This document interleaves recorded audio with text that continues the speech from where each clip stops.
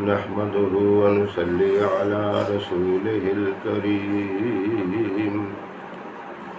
أما بعد فأعوذ بالله من الشيطان الرجيم بسم الله الرحمن الرحيم محترم سامعین و ناظرین، اللہ رب العزت نے اپنے پیارے محبوب صلی اللہ علیہ وسلم کو کچھ موقع ایسے عطا فرمائے، کچھ مہینے، کچھ دن، کچھ ایام اتنے مقدس عطا فرما دیے، اتنے بابرکت عطا فرما دیے کہ ان دنوں میں اگر عبادت کی جائے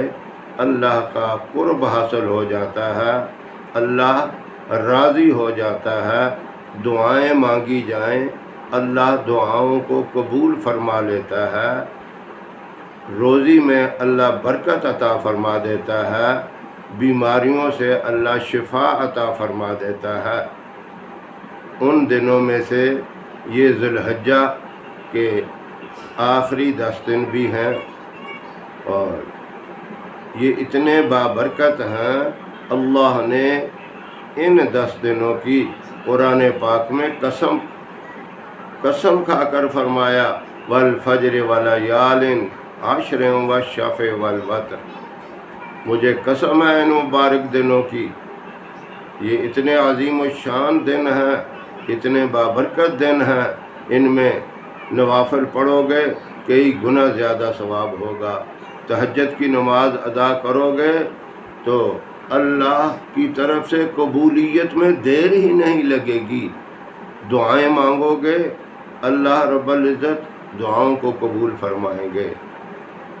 روزی مانگو گے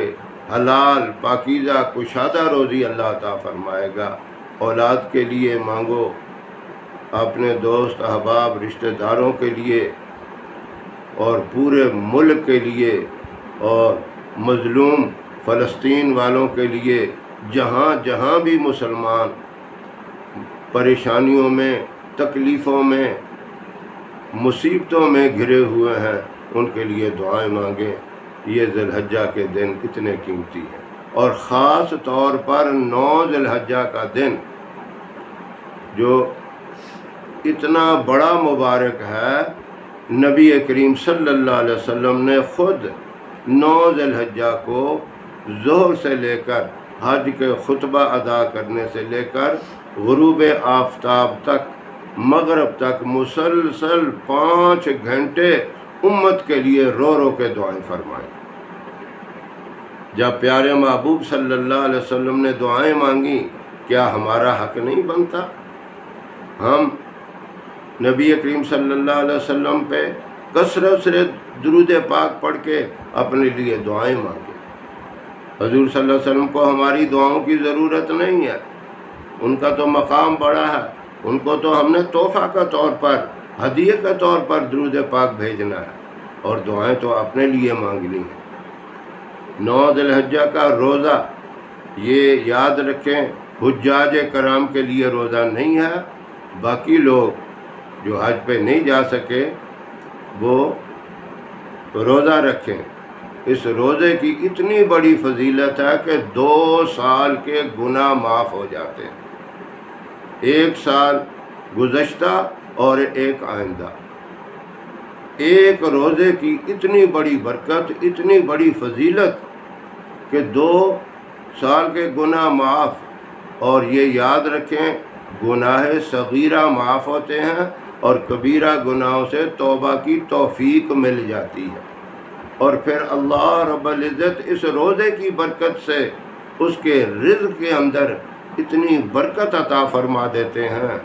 اتنی روزی اس کی اللہ کشادہ فرما دیتے ہیں کہ اس گھر کا پھر بچہ بچہ خوشحال ہو جاتا ہے۔ اللہ رب العزت اس بندے کے کام ایسے بنا دیتے ہیں، وہ حیران رہ جاتا ہے کہ میں نے تو یہ سوچا بھی نہیں تھا کہ میرے ساتھ اتنا بابرکت معاملہ ہوگا، میری تکلیف اور میری مصیبت اور میری پریشانی اتنی آسانی سے کٹ جائے گی، اور اللہ رب العزت پھر اس روزے کی برکت سے لوگوں کے دلوں میں اس کی محبت ڈال دیں گے۔ یہ بہت بڑی چیز ہے، جب محبت دلوں میں آ جائے گی تو ہر بندہ اس کی تعریف کرے گا، اور جس کی دنیا میں تعریف کی جائے پھر اس کی تعریف فرشتے بھی کرتے ہیں،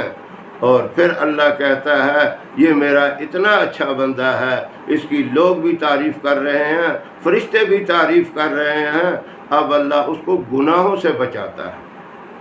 یہ توفیق اللہ عطا فرما دیتا ہے، جب بندہ گناہوں سے بھی بچ جاتا ہے تو اللہ رب العزت اس کے لیے جنت کے فیصلے فرما دیتے ہیں، اور جنت کے اعلیٰ بالا خانوں کے فیصلے فرما دیتے ہیں۔ یہ اتنا بڑا مبارک دن ہے 9 ذی الحجہ کا۔ اس 9 ذی الحجہ کا روزہ نہ چھوڑیں۔ گھر کے ہر فرد کے لیے ضروری ہے، مردوں کے لیے بھی، خواتین کے لیے بھی، وہ بھی روزہ رکھیں اور خوب اللہ سے مانگیں۔ اللہ سے مانگنے کا یہ بہت ہی ایک اہم موقع ہے۔ اس موقع پہ دعا کی ہوئی کبھی رد نہیں جاتی۔ خوشحالی مانگیں، اللہ سے عزت مانگیں، اور اللہ کے دیے ہوئے پر راضی ہو جائیں۔ اس کو کہتے ہیں استغنا، قناعت۔ جو قناعت اختیار کر لے گا، اللہ کے دیے ہوئے پر راضی ہو جائے گا، اللہ رب العزت اپنی رحمتوں کے دروازے کھول دیں گے، اپنے خزانوں کے دروازے اس پہ کھول دیں گے۔ وہ مٹی کو بھی ہاتھ ڈالے گا تو سونا بن جائے گی۔ جس کاروبار میں بھی ہاتھ ڈالے گا وہ کاروبار اس کا ایسے روزے روشن کی طرح چمک جائے گا، جس طرح سورج طلوع ہوتا ہے روشنی آ جاتی ہے، اس طرح اس کی زندگی میں بہاریں آ جائیں گی، اس کی زندگی میں کامیابیاں آ جائیں گی، اس کی زندگی میں ترقی آ جائے گی۔ اللہ رب العزت یہ مبارک دن اور اس دن کی جو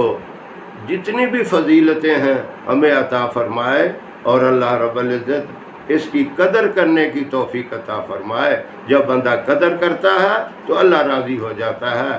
اللہ کا راضی ہو جانا سمجھ لو یہ سب سے بڑی کامیابی ہے، اور اللہ کو ناراض کر دینا سب سے بڑی ناکامی ہے۔ اللہ عمل کی توفیق عطا فرمائے۔ وآخر دعوانا ان الحمد للہ رب العالمین۔